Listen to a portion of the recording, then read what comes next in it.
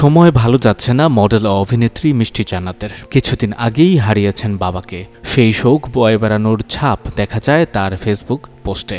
কিন্তু তার দেওয়া ফেসবুক পোস্ট ঘিরে নেটিজেনদের মধ্যে ভিন্ন প্রতিক্রিয়াও দেখা যায়। আর এতে তিনি ক্ষুব্ধ হন, মন খারাপ করেন। এই সবকিছু মিলে ফেসবুকে দিয়েছেন দীর্ঘ এক পোস্ট।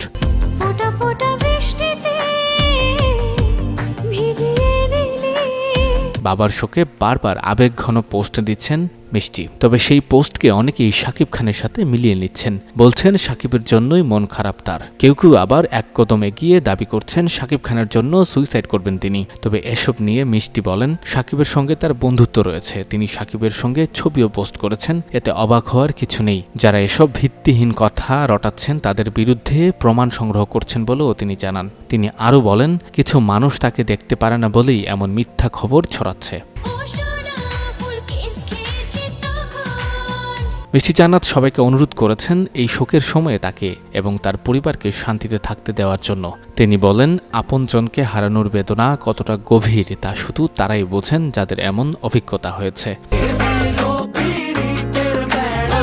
শাকিব খানের সাবেক দুই বউ বুবলি ও অপু, প্রায়ই তাদেরকে নিয়ে চর্চা হয় ফেসবুকে। তবে শাকিবের সাথে মিষ্টির নাম জড়ে যাওয়ার ক্ষেত্রে মিষ্টির দায়ও কম কিনা তা নিয়ে প্রশ্ন রাখাই যায়। কেননা মিষ্টি নিজেই নানা সময় শাকিবের সাথে ছবি পোস্ট করে রহস্য রেখে দিতেন। তবে পিতা হারানোর শোকে কাতর এই অভিনেত্রীকে নিয়ে নেটিজেনরাও কিছুটা বাড়াবাড়ি করছেন কিনা তাও প্রশ্নের বিষয়। শাকিব খানের আমি তৃতীয় বউ হতে যাচ্ছি। বাসায় কিন্তু আমি 2 দিন গেছি তার বাসায়, মনে করেন অনেক পার্টি টার্টি হয়েছে, ড্রিঙ্কস করেছে। সঞ্জয় দত্ত, যুগান্তর নিউজ।